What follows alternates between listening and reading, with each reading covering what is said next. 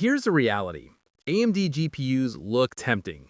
Big flashy names, cheaper price tags, and a bunch of marketing slides screaming next gen.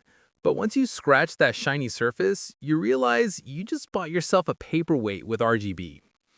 Meanwhile, even Nvidia's lowest tier cards will outperform AMD's so-called flagships.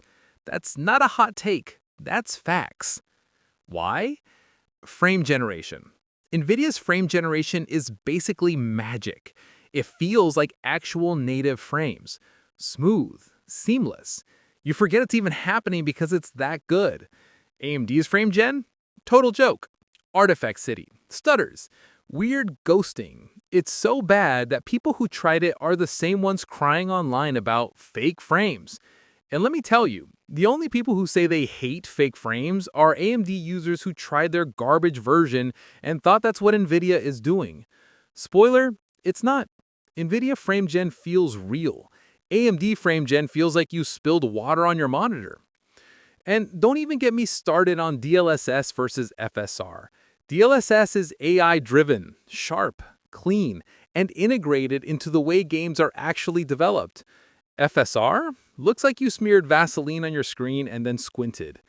You're building a PC. Why settle for something that looks worse than a console when you could have tech that genuinely feels like the future? Here's what you need to understand when building a PC. You're not just buying for today. You're buying for the next 3, 4, maybe even 5 years of gaming. And the future of gaming isn't just raw FPS. It's AI-driven everything, upscaling, rendering, physics, smarter graphics pipelines. And guess who's leading all of that? Nvidia. AMD can't even spell AI without fumbling. Developers know this too. They're building games optimized around Nvidia tech because that's the industry standard. So let's play this out. You buy an AMD card today, and yeah, maybe it runs your current games okay. Cool. Fast forward 1 year, and every new title is using ray tracing, DLSS, frame generation, and NVIDIA exclusive features baked into the core experience. Your AMD GPU?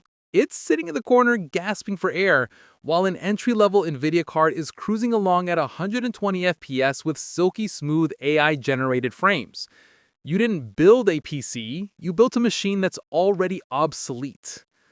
And don't pull the "but AMD is cheaper" excuse. You're building a PC, not bargain hunting at a garage sale. Buying an AMD GPU is like buying a car with no engine because the salesman told you it was a deal.